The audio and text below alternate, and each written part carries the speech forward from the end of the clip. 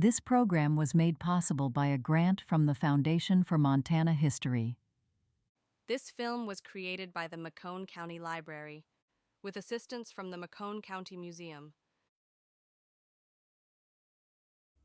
Hello, my name is Mary James, and I'm the library director at McCone County Library in Circle, Montana.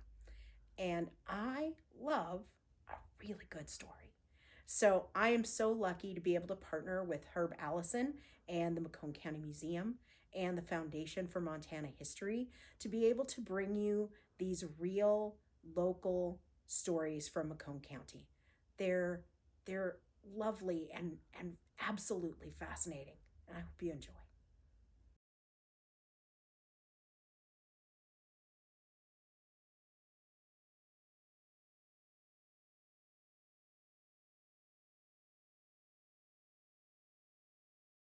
So, can you tell us your name? Yes. I'll just say I'm Jim Ferch from Circle, Montana. I was born in Osequa, Idaho in 1930 with my twin brother. My mother came up here as a school teacher, met my dad, Carl Ferch, and then when she found out she was pregnant with twins, she went back, and my grandmother delivered us. I have a twin brother, Johnny. Oh, okay. So you were born at home? Yes. Yes, Okay. my grandmother delivered us, and Oh, my my brother, goodness. my twin brother, was kind of like a blue baby, but they put us on the warming oven, and kept us warm. He may have been in an incubator but everything was okay with both of us. We both lived our life out. I think he passed away a couple of years ago Okay. in Billings. Okay. But, So, do you remember where? So your folks were from Idaho. my dad was here, Oh, but okay. my mother came up as a school teacher in the late 20s. Oh, I had okay. a brother born in 28 or 9, and he passed away. He never made it. She was 27 when she had him, and it was a very difficult birth at that time. And she was, getting along for a mother. And then 2 years later, in October of 1930, my twin brother and I were born.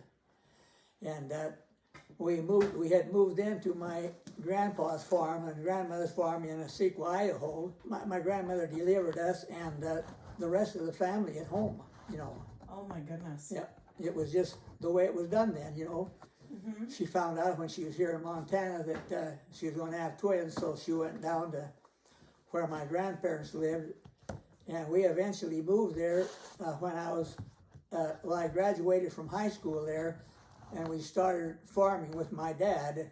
We wanted him to expand and buy more land, but he had went through the 30s here, and he didn't want to.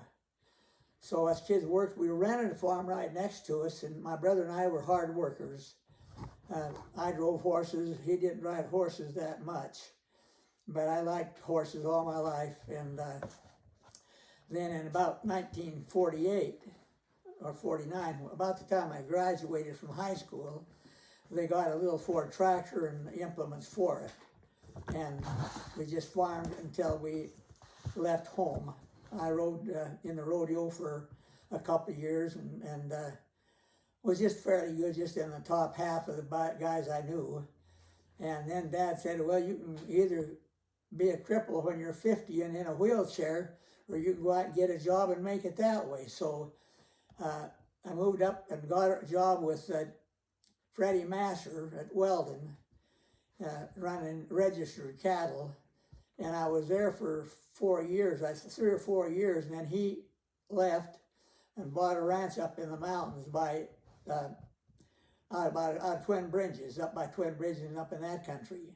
So now, do you know what country your family came from when it? My dad always claimed he came from, my mother came from England, and my dad claimed he met her on the boat when she came to America. But he was not Indian, he was German. Oh, okay. And anyhow, then us kids grew up a little farm there that my grandparents owned and had retired, and we farmed there for 4 or 5 years, and then I realized I better get out of the house. I was, you know, it was a summer work. Or in the wintertime, you're just a bum. Mm-hmm. So I left and went up to Armstead, Montana, and got a job there. And I fed about 500 head of cattle with a team of horses and a pitchfork. And kind of got my start there. Got acquainted with the guy there, and liked him, you know. And he said, if you ever want a job, come over to Tindoy, Idaho. That was where his ranch was at. It was S.A. Mahaffey. Oh, okay. And I fed a lot of cattle for him that winter. I was young, and Work was my middle name. And he said, if you ever want a job, come back to Tindoy, Idaho, and you've got one. But my uncle wanted to run wild horses there. There was a bunch of horses that had been turned out. They were just old team work horses, and they had been running for 7 or 8 years, and they had tried to catch them before, but they never got them, and we only ever got one pen full. And they finally came in from Wyoming with an airplane, and about 2 or 3 miles from our pen, they had a mule and 2 or 3 saddle horses, and they always would turn them loose, and they'd go to the corral because they had oats there. They knew they was going to get fed. The rider sometimes never was even in the picture, and then these wild horses came in, and they corralled them, and they got, I think, around 400 head out of there. You know, they was just old work horses. They turned loose and multiplied. You know, that's just the way it was then. They were going, I called it the machinery revolution. They went from a team of horses to a little Ford tractor or John Deere or International or Case, and they found out they could run all day long on a 10-gallon of gas probably. If it was longer, they'd put in more gasoline. But then those wild horses were running loose, and they were mostly, and I found out later that after the people came in from Wyoming, they'd gathered a lot of horses down there with an airplane. And they just had some horses they would throw in front of them, and the airplane, he could throw them back in with these other horses, and they actually just trotted into this trap we had built. And there's pictures of it and stuff in the book that I gave Herb. And we went from there. What did they do with the horses? They sent them to a cattery in Salt Lake, Idaho, and I think was for dog food. But some foreign countries, I think Belgium, would eat horses. That was one of their main meat supplies. So a lot of them were canned and sent there, and that was kind of the way they did things then. You know, they couldn't, you know, I worked up to 4 head of horses abreast myself, and like all kids my age, if you worked horses very much, you'd probably have a runaway, and I did. And that was the time we went to a little Ford tractor and machinery, and us boys both run that too. So I imagine it's a lot easier to it deal was. with machinery than to Oh keep a yeah, horse you didn't alive. have to get a different team at noon. A lot of times if you were mowing, you had to get a different team at noon. And I had a real good team, and I just grade them again and pull the collars away from their necks, scrape the sweat and a little bit of dust that they'd get when they rolled, so they wouldn't get sore shoulders. And we just went from there. That was kind of the way it was in them days, you know. But So did you have any special foods that your mom or dad made? no, That they were never from- made anything. Nope. They didn't- My mother was a school teacher, and So she's not really a cook? no, she was a good cook, but she never had. They had big spoons, and they had a colander to run tomatoes through to get tomato juice, and we canned a lot of cucumbers. My sister loved cucumbers, and sometimes she'd put a little garlic bud in there, you know, to give it a little zip. And we canned nearly all of our food. And at the end of the year, that we had a junk box about as big as that table and about that high. I think something had been shipped in it, and we use it for our junk. And at the end of the year, there might be broken jars, jar lids, and my dad drank a little bit, so there might be an empty 6-pack of beer in there, and that was it, you know. And the very little food that we didn't can. We had a lot of berries, blackberries, dewberries, red raspberries, and Mother canned a lot. She canned up to 500 jars a year. Some of them were little pints, you know, of stuff she made. And like I say, we never went to the store to buy anything. We had everything we needed there. And I was there until I started rodeoing in about 1950. And I rode bulls and bareback horses for several years. And Dad said, you can either wind up in a wheelchair when you're 50 as an invalid, or you can go out and get a job. So I had an uncle up at Armstead, Montana, and they got me a job up there. And well, that's nice. it was just the way things were done then, you know. I didn't get kicked out of the house, but I think there was a little imprint on my rear end. But so did your mom ever talk about what her life was like in England before she came over? nope, she never came from, her folks came from England. So she was born in America around 1902, I think. Dad, 01, and Dad was born in 02. Mother was about 4 months older than my dad. Okay. And she came up here as a school teacher, and that's how from Idaho, and that's how she met my dad. And then after they knew there was twins, she wanted to go home, and then her mother delivered all of us. I was born in 1930. My sister was born in 32, and then I had twin sisters that were born in about 36. Oh my goodness. So 5 was our family, and Dad said when it rained at our house, it poured. You know, so, yep. So what did you like best about growing up around here? I was never a good athlete. I was never real good at anything, but I could do about everything. You know, the way kids were then. Like I said, I drove up to 4 horses a team abreast, and everybody that ever worked horses much had a runaway, and I had mine. And that's about the time we went to tractors. And but work I had done with horses served me later on in life on ranches that I worked on around Armstead, Montana. The town of Armstead, Montana is no more. It was named after a gold and silver miner by the name of Harry Armstead. And the town now is under the Clark Fork Dam, and the only time you can see the old town of Armstead is when it's real low. They may have moved one block building out of there to Lima. It was a bar and a cafe and a dance hall. And they may have moved it up to the Continental Divide there at Lima and had a rest stop area there.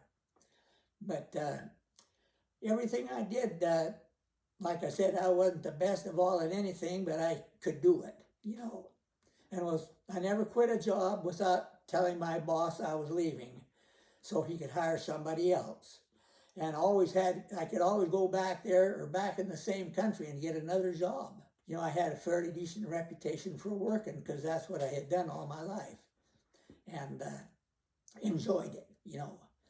And then I was 50 years old when I got married. I bought a ranch off of Dick Lockhart out at Weldon. And I'd worked there for Freddie Master for 4 years, and then they sold out and went to another, like I say, up to Twin Bridges area. And then Dick Lockhart liked me real well, and I was up there. In fact, when his wife passed away, he called me up and said, my wife Hannah has passed away.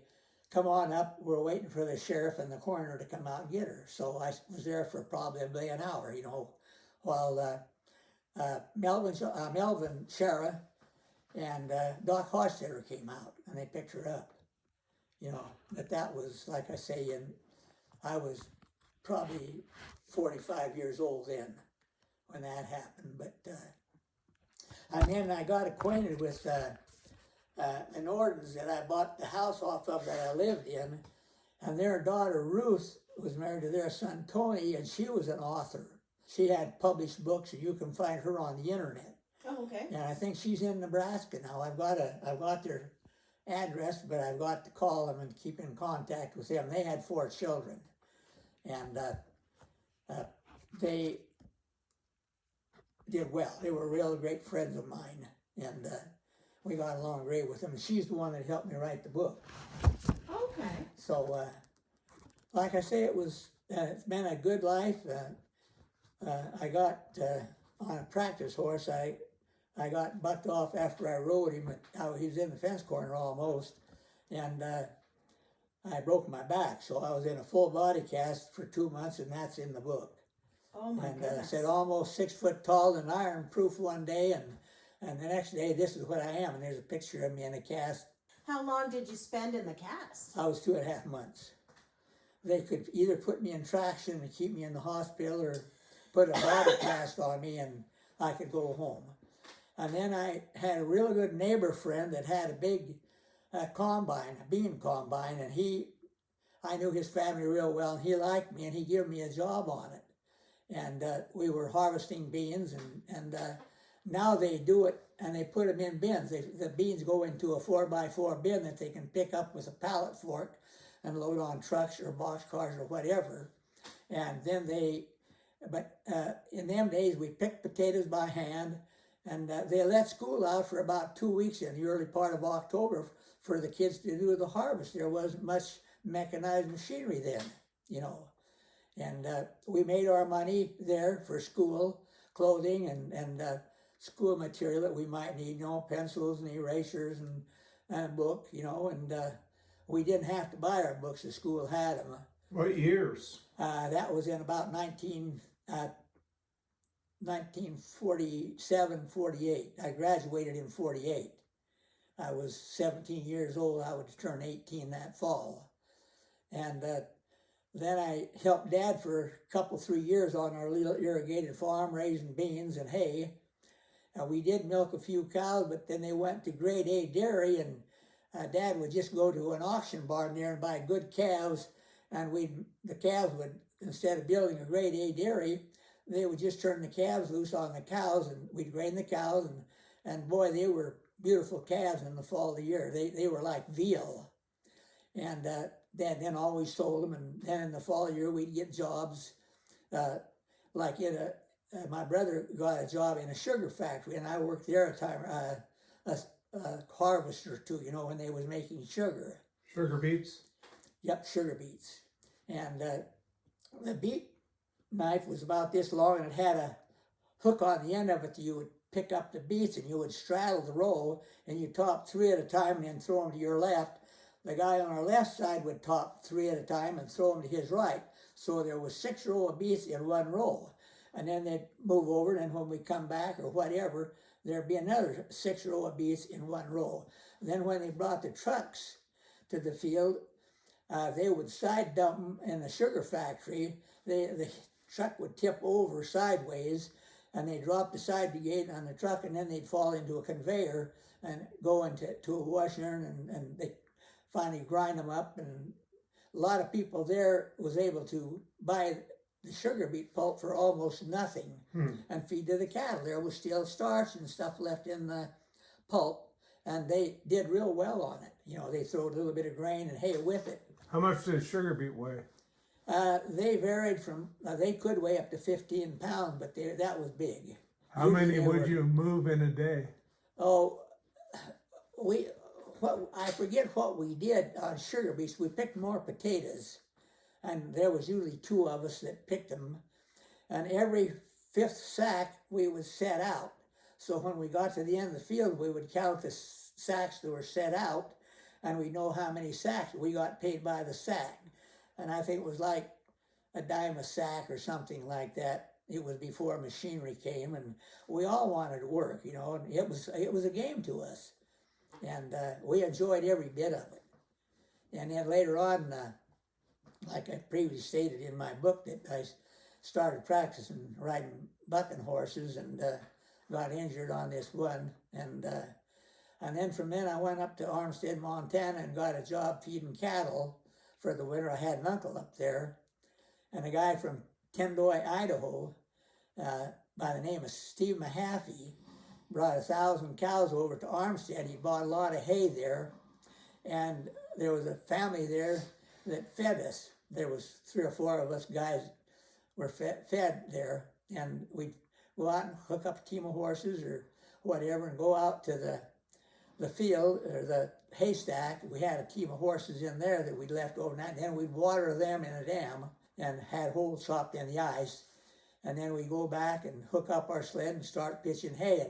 And on Horse Prairie, it was a windy area in the state. The wind blew every day, and so our hay racks, I'd only put I was working alone, and I only put on a hay rack full, and I'd go out and feed, and go back, and I did that all day long, and I enjoyed it. So now this was before there were balers, right? Yes, there was no balers. And I think at one time there may have been a stationary hay baler that they powered with a horse. They'd walk around in a circle, the horse would walk around in a circle to operate the plunger on the baler, and they'd feed hay into the baler by hand, pull it up to a stack and feed it in there by hand, and then they would hand tie the bale with probably wire.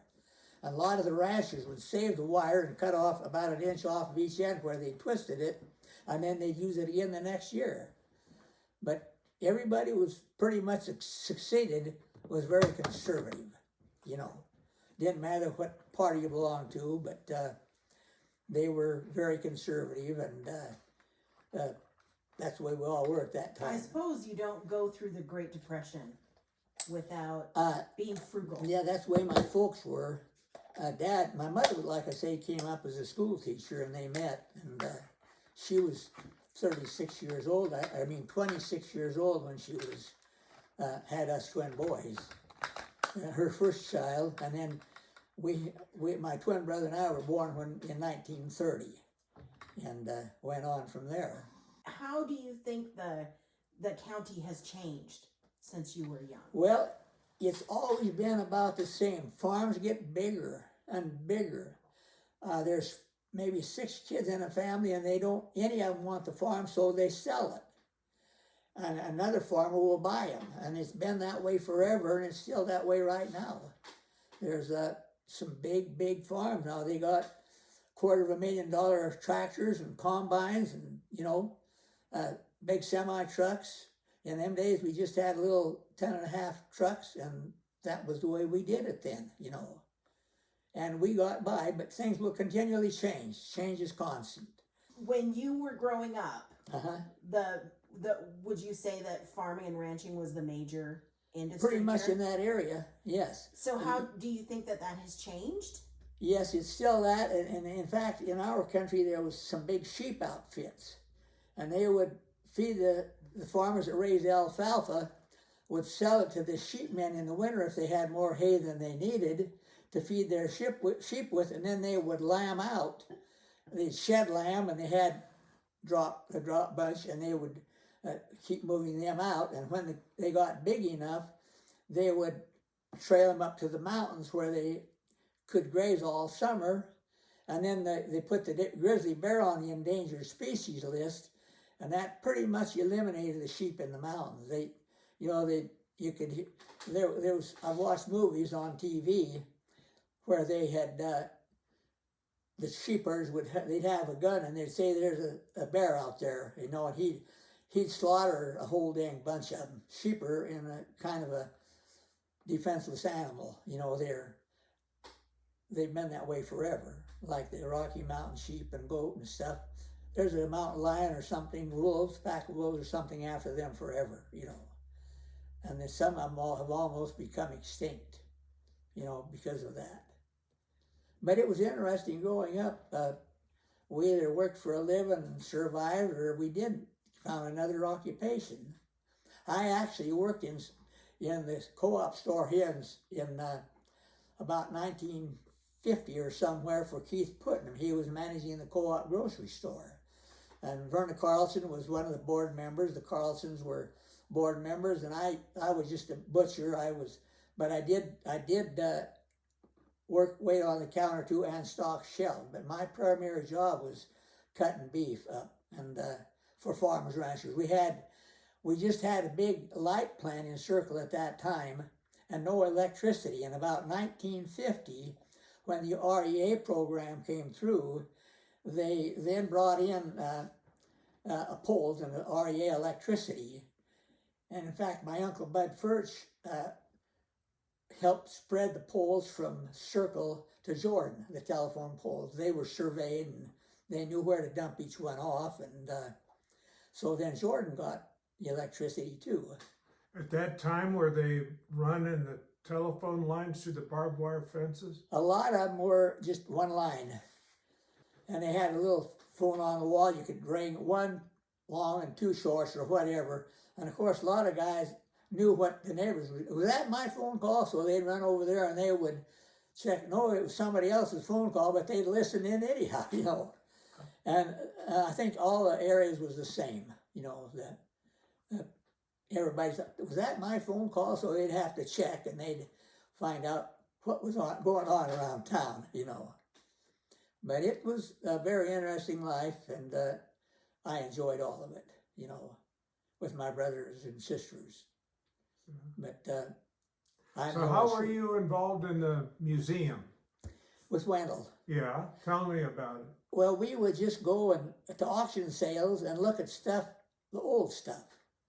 And I would, with Wendler, and I don't know anything about the chuck wagon, but I'm familiar with chuck wagons on them big ranches. They used to trail cattle in from Kansas and Texas, Longhorns, and then finally Binion started shipping them in on rail. And then they would trail them out to his ranch.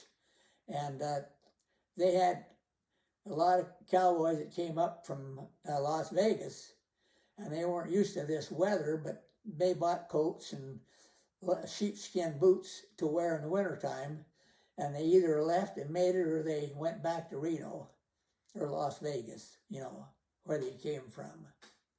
But it was changes constant, like I've previously stated, and will be that way forever, and we'll have to accept it as it comes. You know, What about the railroad here? It came in, I think, in about 29 or 30, and there were a lot of homesteaders here at the time, and that was before I was born, about or the same time I was born, as far as I recollect. And a lot of people would get jobs on the railroad. There was a Stendhal, I think, that was one of the last guys that worked on the track between here and Ritchie.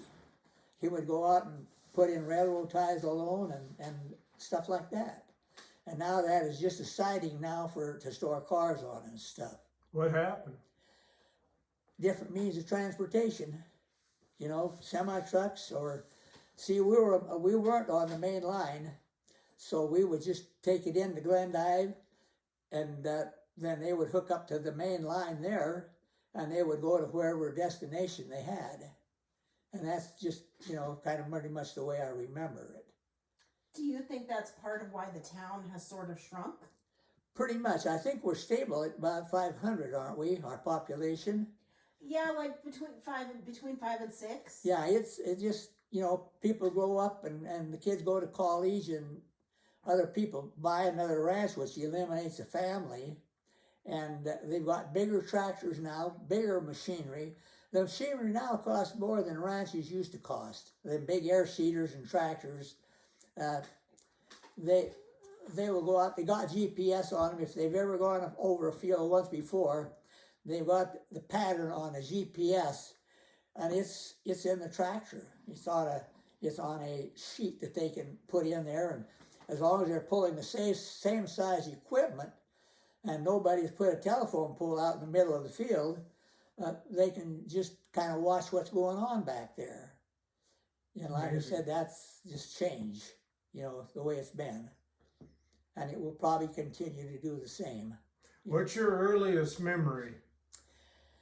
In grade school, my mother taught in different schools around the country, and we taught in one that was 20 miles south of Oakley, Idaho, right on the Utah line.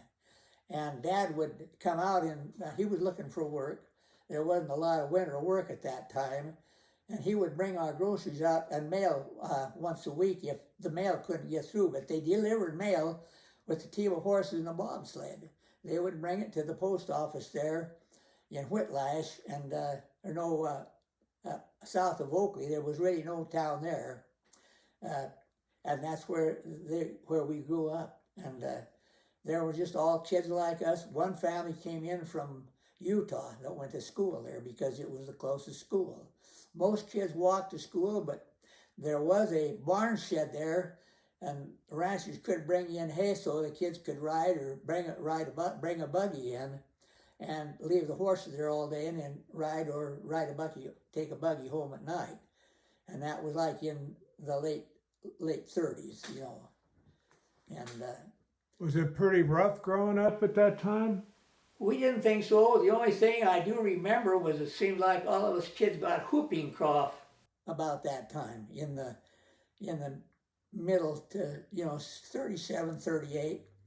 And Mother made taffy, and she made, I think I wrote that in the book, she made taffy and put Vicks in it.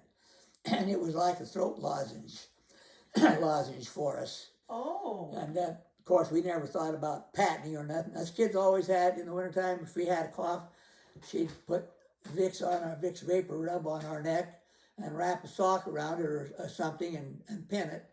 And then we would go to school, walk or whatever we had to do. And Mother usually had a school teacher. She had a lady helping her to watch my younger siblings when she was teaching school. There was usually a 17 or 18-year-old girl that had graduated that Mother would pay 10 or 15 bucks a month to babysit my younger siblings. And that's just the way everything did. My mother taught school. She was, like I say, come up to Montana with a, what they call the normal education, ever normal. It was 2 years, but she eventually, before she was 50, by going back to college in Pocatello, Idaho, excuse me, she would finally went and got her bachelor's degree there. And she was always proud of that. Mother was a very industrious, ingenious woman. Dad was okay, but he grew up through the 30s, and it was a lot tougher on him to realize that where you had irrigation, you could probably make a living. And then there was a sugar factory that was there at Paul, Idaho, and they would take trucks, and they had a thing there that tipped the truck sideways. They drop the sideboard on the truck, and they dumped the beets out, and they'd wash them with water. And there's a humongous pile of dirt that they washed out of the sugar beets and out of the trucks that are there right now. I think it was the largest sugar factory in America. There was one bigger, but I think it was in Germany. Huh. And so they didn't think of a way to reuse the dirt, like reseed the topsoil well, or anything? they should have sent it home with the guy that brought it, but they didn't. You know, we'd have just shoveled it off. You know, we made our school money going topping beets and picking potatoes, and that's just the way we did it then. Then the mechanical toppers came in, and it took all that out of it. You know. So You remember any stories your mom or dad told you about the old time? Nothing. Yeah. They weren't that close there. We lived on the Snake River, which was formed up by the Yellowstone. The south side and the west side of the Yellowstone was where the Snake River was formed. And they did have a dam there one time, but it had a gravel streak through the dam, and it washed out, and it moved rocks, humongous rocks that they had used in the dam. But it was a faulty dam, and it washed out and took a lot of houses and livestock with it when it went. And oh my goodness. I think they did rebuild it, and they had a generating plant in it, and that's where we got our first electric system after the wind chargers came along. I never did know much about wind chargers except when I got to Lockhart Ranch. He had both a 32-volt wind charger and a 32-volt gas motor on a generator, and there was, I think, 16 2-volt batteries, and in the last battery there were 3 balls in there, and when they were all floating, they were all charged up. If the wind didn't blow enough to charge up the batteries, we would start this little gas generator, and it would charge up these batteries. And that was our home electricity. A lot of the homes at that time were wired inside the ceiling. They had porcelain deals nailed onto the ceilings. It was plaster mostly, lath and plaster. And they would nail those porcelain fittings on the roof and then run the 2 wires through these porcelain fittings that were nailed onto the roof. We didn't have toasters then, and our main source of heat was wood. We chopped down those big old cottonwood trees in the wintertime, pile them up, and by summertime, when we needed more wood, well, we had it. And we usually rick up some in the entryway of the house so it would be there. That was one of our kids' jobs when we got home from school, was packing in a couple armloads of wood, or if we had a wagon, pack that in, and Mother would have something to cook the meals with. Yeah, in the summertime, we had, usually if there was dry cereal, we had that. And then in the time, it was cream of wheat or oatmeal. And that was our main fare. But Mother, like I said, did a lot of canning. We had it was a great area and good climate to raise anything you wanted to. And then it finally got to where apparently that there weren't enough people living on the farms, and then they started having canned groceries, sardines and stuff like that, And it's been interesting. What kind of dinners, suppers did your? There were potatoes and gravy and meat. Yeah. The pork they salted in a barrel, and they usually had to kind of take it out before and wash the salt out of it. Otherwise you got a lot of salt in them days when you're eating pork. Do you remember any extreme weather, like tornadoes or blizzards? I remember, I think it was 63, we had a real bad winter, 1963, and I was 33 years old then and working on ranches. So you had a bad blizzard that year? That one year we had one real bad when they were coming up. Of course, we just had Model A and Model T cars then, in the 30s. I think the Model A come out in about 34 or 5. And I'm not positive on that, but that is as I remember it. And the first car we had, I remember, was a 36 Ford coupe, or a sedan, a 4-door sedan. Can you tell me a little bit about what holidays looked like in your Well, house? 4th of July and Christmas were our main holidays, and Thanksgiving. They were the 3 holidays of the year. Labor Day was just another day of the week we worked or went to school, and it was just the way it was then. Did you have anything like special meals, or? No, we had to take all of our own meals to school. There was no teacher. But I mean, did you have a big dinner for Thanksgiving or Christmas? Oh yeah, yes, we had usually turkey. That and Christmas was the 2 times of the year that we probably had a turkey for dinner, and the relatives kind of bunched up and got to renew what had happened if they came very far, and kind of get reacquainted with our own cousins then, but Did Santa bring you any presents at Christmas? probably a lump of coal. Is there any Christmas that you remember, like a Christmas present that was like your favorite thing ever? I think I got a box camera when I graduated out of the 8th grade. It had 8 pictures in it on a roll of film that you would take to the drugstore, and they would develop, and a lot of those pictures are in this book that I wrote. And Jay Richardson has been real interested in a lot of this stuff. He's got all my rodeo pictures, and I have a belt buckle, and he wants my belt buckle, my hat, and my pair of boots to put here in the museum when I die. That'd be So wonderful. Jay has been real good, Yeah. at stuff like that, and old information. So were there any world events that really affected McCone County? Anything? Not right there, but we remember the Jack Dempsey fight.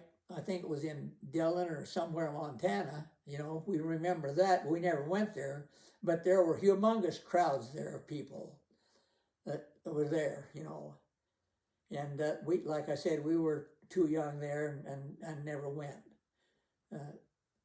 Model Ts or Model As was our main mode of transportation, or saddle horses. Yeah. Were you in the military? Nope, I had a bad ear, and I still have. And my brother had the same thing. He had inner ear infection, and I never cured up for me until I had hip surgery, and they gave me a oxycodone or something. It was a real strong medication, and that cleared up my ear infection, along with the hip. The hips were both wore out, and they were both operated on at different times. I always thought the back pain, the low back pain I had was my back, but when I got my hips fixed, most of the back pain went away for a while. Is that rodeo damage? Working Just- primarily, Yeah. yeah. So, can you tell me what did you travel or take any vacations as a kid? Not very much. Like I said, the Model A or Model T or the 36 Ford was our main mode of transportation, and it was just short trips. You know, there was not that many motels then to stay in. Some people even made makeshift campers to pull behind a pickup, where they could cook and stay overnight in. There, like I say, there weren't many motels at that time along the road to stay in. So what'd you do for fun? Your vacation or camp or fish or hunt? We did some fishing in the Snake River, but they were mostly trash fish like suckers and chubs and carp. And I think I did catch one small trout in the salt in the river there, the river there where we lived, and it was probably an accident because I never was much of a fisherman, you know. But all of us kids loved work, tried to get Dad to expand his farming, and then we said, when you get old, you can retire, we'll buy the farm, and you'll have some retirement. Social Security was relatively new then.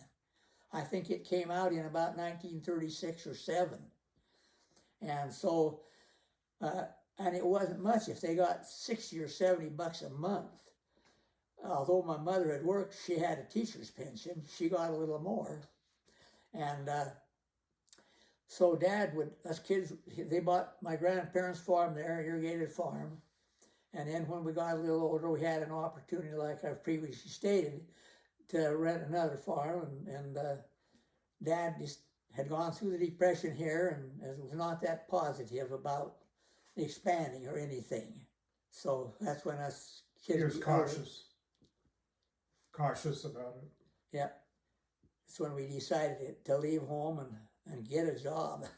Like I said, I practiced rodeoing and was just fair. I never traveled enough to be, go to Madison Square Garden or anywhere. I may have had the talent, but Dad talked me out of it. I always won a little money, and but it wasn't nothing you're going to make a living on. Some of the guys I rode with would stay there and almost drink up their winnings before they went to another rodeo. It's just the way it was then. Pretty wild. Now these guys fly from rodeo to rodeo and big rodeos to big rodeos and amass their points in the bull riding or the rough stock or calf roping or steer dogging, and they wind up going to the national finals that way. There was a young man in Miles City by the name of Bart Medjed, and he had roped a lot of calves at home, and he went to the rodeo, and I think the first year he was in the professional ranks, he was in the top 15, and he was just a kid that grew up on a ranch at Miles City. His folks had a big coal mine at Roundup, and they actually shipped coal from there to China because we had a better quality of coal than they did over there. Wow. At that time, nobody worried about pollution. You could walk down the streets in a circle, and there was either wood, in the wintertime, there's either wood or coal stove burning. And like I said, that one winter I was working in the co-op store with Keith Putnam, it was real bad. I got paid $75 a month, and I stayed with my grandmother first and give her $50 a month for board and room. And I was making $25 a month, That bought my dance tickets or roller skating tickets. In the 50s, they had the Vets Club here had roller skating in it, and I think the Goodales kind of run that. And we'd buy a roller skate, get tickets to go roller skating with, and you know. So did that leave you any time to get in trouble? We won't talk about trouble. Dad said that was Jim's middle name. Instead of Emil, it was Jim Trouble Ferch. What kind of trouble didn't you get into? I didn't get married till I was 50. I thought you had to be able to support a family, you know, and I was actually 50 years old when I bought the Lockhart Ranch at Weldon. And Dick liked me, and I bought 4,000 acres for $100,000. And at that time, that was quite a lot of money, but he rigged it out so I could buy it through a contract, you know, per deed. And I got lucky a couple of years with good calves. I didn't do much farming because I'd seen farmers go broke buying new machinery. You got to keep the wheels turning on machinery to make any money. And if you haven't got the farming to do it with, you're not going to make it. You know, and their farms are bigger every year. The machinery is bigger and stuff. More expensive. Are there any salacious county scandals that you know about that you would be willing to talk about? Well, like I said, I did have a girlfriend when I was in high school, but I thought I should be able to support her and a family, and so I went with her several times, and then I got the job in Montana feeding cattle, and if I had probably wrote her one postcard, I might have went back.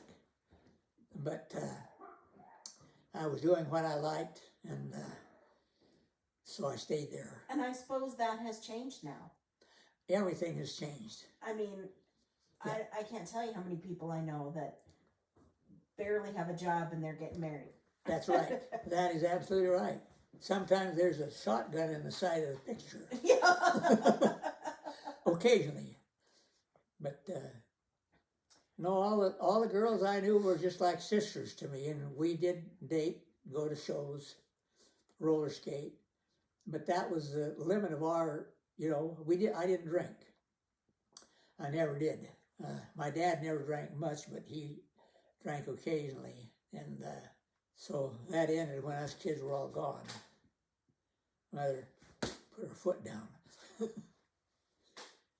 So, did you ever find any arrowheads, teepee rings? I found a couple arrowheads, and I knew where there were teepee rings down on the bottom of the Prairie Elk River, down towards the Missouri. There was some farmlands there that had teepee rings, and usually my Uncle John used to herd sheep, and he would look for that continuously. And there would be usually a spring where they had water, and they had a little place where they would, what they call flint knapping. That was making arrowheads. They would have an obsidian was brought into this country. It was not a native stone. It was brought in here by traders. And they would heat these rocks, as I understand it, and break them, and then they'd work the shards into arrowheads. And the way they made an arrowhead was the white man, he would take a bent nail, put this piece of flint on soft material, and then just roll this bent nail over the flint, the obsidian, and create an arrow out of it. And that was just the things that happened during that era. Yeah, I had a college professor that would teach a flint knapping course every summer. Sure. And yep. you would have like 10 little archaeology nerds that were covered in blood. I've always been interested in dinosaurs. And there's this rancher, Jordan, that they call him a dino hunter because he's found several. And I was with Joe Moran when he was trapping, and fox and coyote, and we were on the river bottom. He knew everybody, and we were down there, and they had found the triceratops, the skull and the horns. The rest was all gone. They figured this triceratops had died and then floated up this stream bank, and the rest of the body was not there. And that body is wrapped, that the stone that they found off of this Triceratops, Bill Rather, his brother, has got it in Bozeman, wrapped in plaster of Paris and concrete, or plaster of Paris and gunny sack. They always thought that maybe a college would want it, and I don't know in the years since whether they were able to sell it or not. Mm-hmm. I suppose that was before the state decided that everything that was a Yeah, dinosaur belonged there to was the state. actually a GPS system there. There was a federal government, and there was a state. And they wanted, had it been on government or federal land, state land, they would have claimed it. But it was on private land, and like I said, the Rathers own it, and Bill Rather's family. And, Do you know much about the dinosaur bones and fossils that are here at the museum? I've always been interested in it, but I've never even went to the museum there in Miles City. I should go there sometime and see it. But, you know, it's been an interesting era. I've been down into Wyoming, going down that one canyon in the Boysen Dam, and there are stratas in the rock that are from different time zones. The Planosaurus or whatever, and then another dinosaur would be made because they found those bones in that bedrock. Our planet is constantly changing, the Earth. We make mountains. The Hebgen Dam was formed by an earthquake. My uncle, Art Nicholson, was working up by the Yellowstone when that earthquake happened. Oh. And he said that was the strangest day he ever had. His dogs tried to get under his horse. The birds were not chirping or nothing. But that night he found out what happened, and that's when Hebgen Dam was formed. And people were buried under that dam. There was a rest site there. People were buried in that, and they never knew who it was until people never showed up from their vacation. They couldn't dig them out. They're, you know, My goodness. humongous, many ton of boulders on top of them. But that too is part of the history in Montana. Yeah. Yep, Quite a disaster. it was. Did he feel the ground shake at all? He said that it was the quietest day. He said the cabin, his little cabin that he was camped in, danced down the mountain a ways. He may have been exaggerating a little bit, but he felt the tremors of it. And the dogs knew something was going to happen. Livestock seemed to know ahead of people, dogs especially, and horses. Your horses know that something is going to happen. They can feel it. And he knew something was going to happen, but he didn't know what.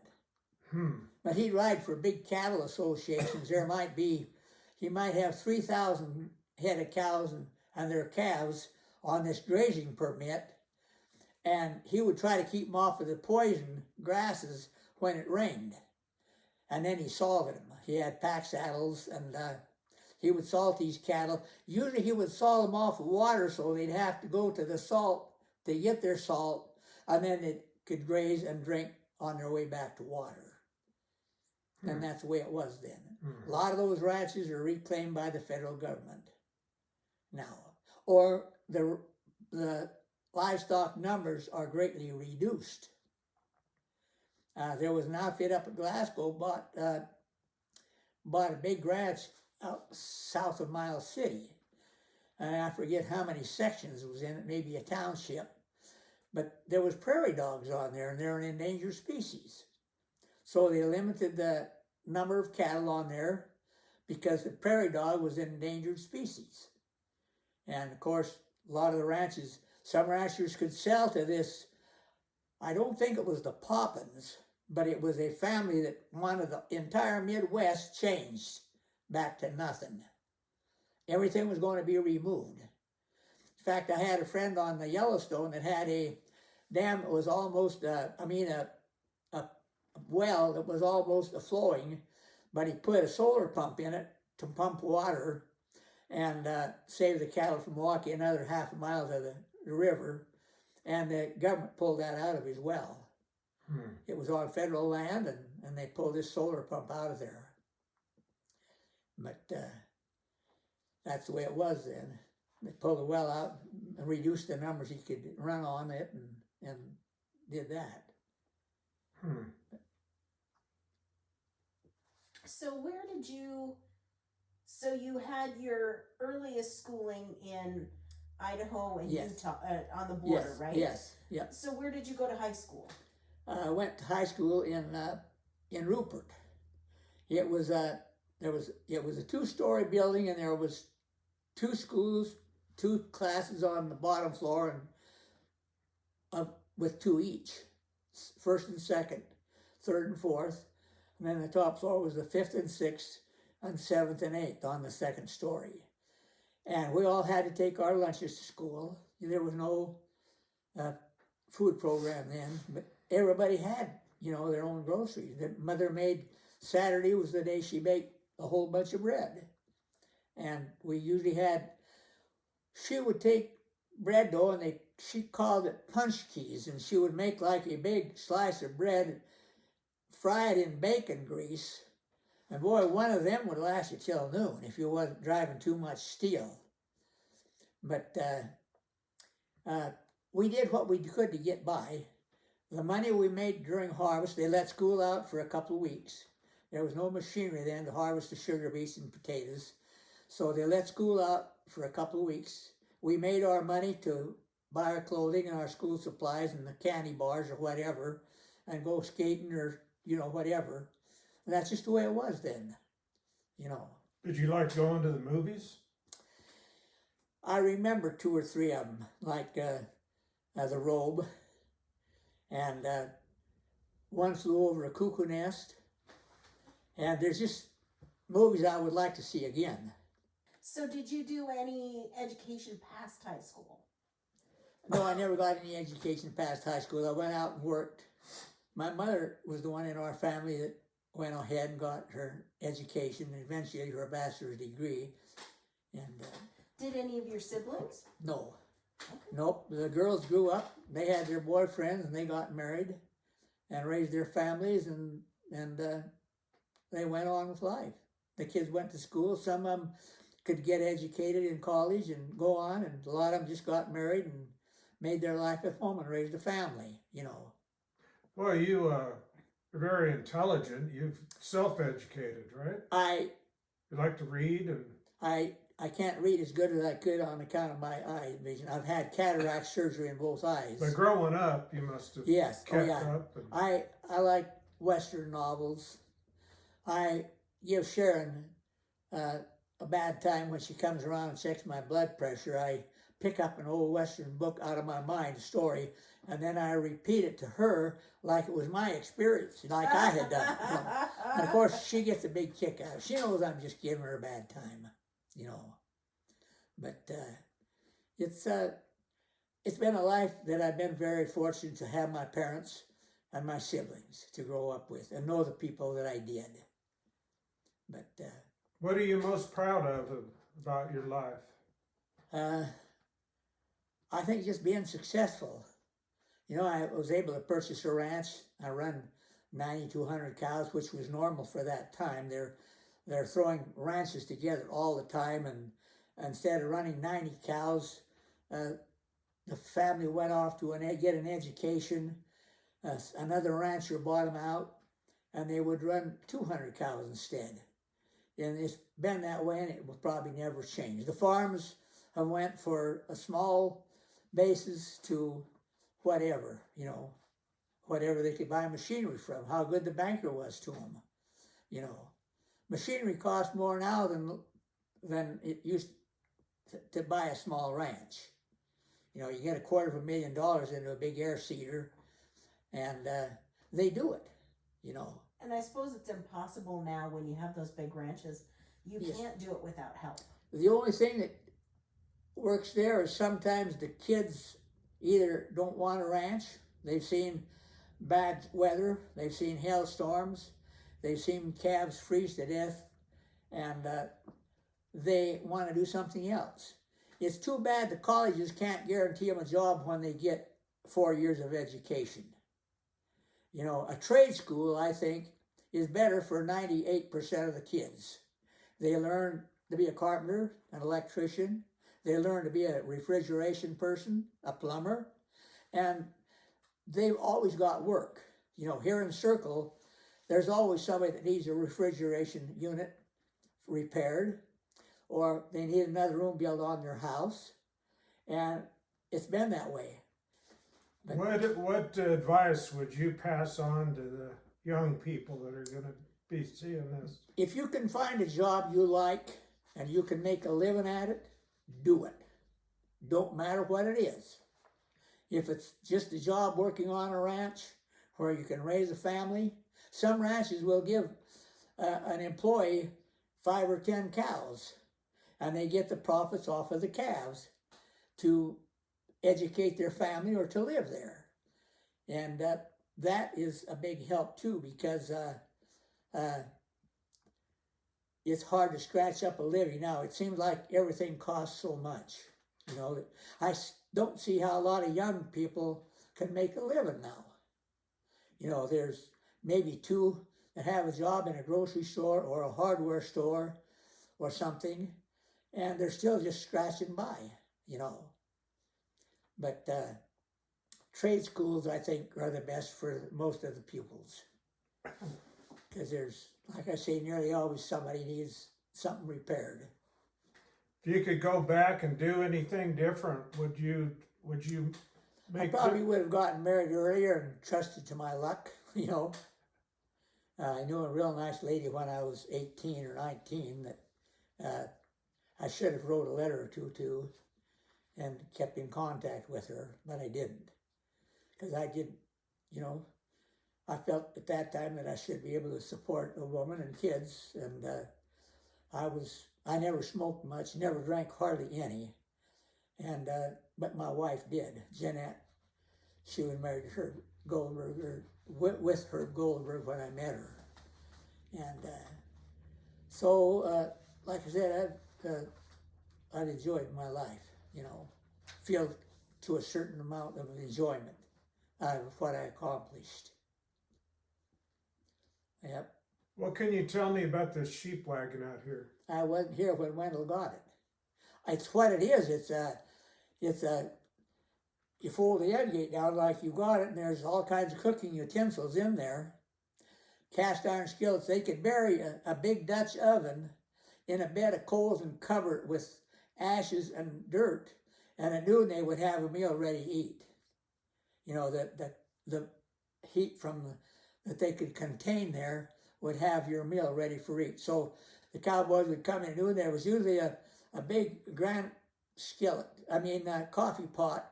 It would probably hold a gallon of coffee, and it would be hung on a deal over the fire to cook. And they used to say that they used a gallon of coffee, a gallon of water, and a cow chip on top of the coffee pot. And they said, well, what's the cow chip for? Well, that's to keep the coffee pot from boiling over. But that was just a story that, you know, they told in them days. But that was when you had that chewy coffee, right? Pretty much, yeah. Ace Reed would draw cartoons, and there'd be a pile of ashes about so big, and then right beside it, there'd be a coffee pot full of grounds about that big, you know. And it was just kind of the reality of what happened in them days, you know. The big cattle drives up from Kansas and Texas. The Longhorns they brought in until they had rail. And Pierre Weibo had a packing plant at Weibo at one time. He was going to butcher beef, swing it in refrigerated cars, and go back east with it where they could process it. And that too is part of our history, and something we old timers kind of remember, you know. But no, it was great. Did you know any of the people that founded Circle in the early pioneers? Well, there was a Rorvik that was actually, I think there's a picture of him maybe in the museum. Yeah, it's right over there. Yeah, and he was Gene Vedase's grandparent, I think. I'm not sure. But I think he was Kim Vedase's grandparent. Gene Vedase, well, there was a Stub Vedase that was a World War II air ace. he shot, and I think uh,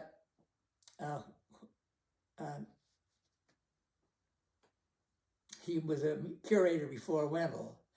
I think he had a little deal in the museum of this fighter, or this torpedo bomber shooting down 6 Japanese fighter planes. See, they had no armament in them. The Japanese plane was very little, except they had a big motor, and they could fly up in the air until they just kind of hung there, and then they'd fall off to one side. Well, this Stubb Vedasi, he was a World War II air hero. He found out that he could fall off, make a circle up, and come up underneath them and get them that way. And they shot his whole squadron down, the Japs did, and then he shot their squadron down with a torpedo bomber. It was then that they realized that he should be in a fighter plane. They would paint the number of kills they had by the cockpit. If it was a Jap or a German or a submarine, they would paint a little insignia of that on the cockpit. It was war. Is there anything that you would like to say? Like anything that you want to get off your chest? Well, my first son, my mother's first son didn't make it. She was 27. And now they could have probably done a cesarean and saved him, but they didn't know what a cesarean was then. And he's buried out on McCone Creek, up on the head of McCone Creek. I think they just took the top board off a box wagon and hammered a little rough casket together for him, and he's, to my knowledge, he's still out there. And there are 3 river stones. They're round, smooth rock, and they mark the grave. And we were out there one time with my mother and dad when we were young, and he said he thinks right up there is where he was born, but he figured this cut bank would have washed off by then, but it's still there. And I've told the masters about it, and we could take along like a flag that they use for seismographing lines, and we could poke that in the ground and it was soft. But, you know, there's no need to dig him up or nothing, you know. He was gone. Yeah. But, like I say, nothing memorable. I enjoyed rodeoing. I was always a little shaky until I crawled over the gate, and then I felt like I was at home. And like I said, I was probably the best half of the guys I competed with. I've had friends that went on to become world champion bronc riders. Larry Kane was one of them. Darrell Hobby was another. And when I was working up in the Sweetgrass Hills on a ranch, they seen my belt buckle, and the kids wanted me to show how I rode. And I said, well, this is the way I do it. You'll probably make different arrangements now. It's 10 years later. And so I entered up in a rodeo in Sunburst, Montana. And they'd been marking, at that time they could mark up to 200 points, 100 points on each side, 50 for the horse, 50 for the rider. They would accumulate the points to be 100. Well, the riders that were out before me marked around 140 and 50, which is probably par.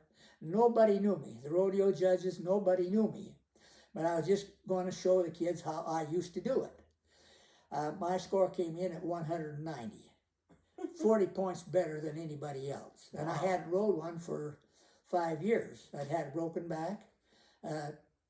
I just was going to give a little exhibition to the crowd. And another time I was in Wells, Nevada, and I was either running a runaway, which is hard for me to ride and spur, or a real good horse.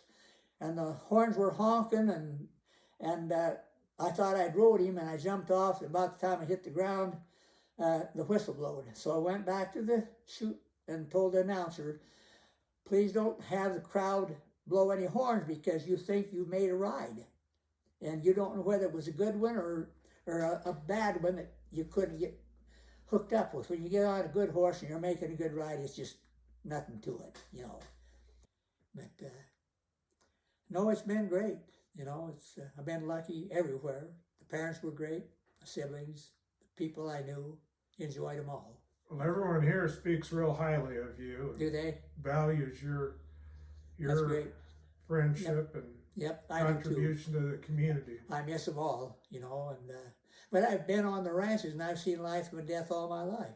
Calf birthing and calves dying and cows dying And you know, it's just part of the life you get acquainted to, and you don't like it, but that's life, and you got to move on. So, like I say, if there's anything in the book that you can use, you're welcome to use it. You know. Sure appreciate it. Yep.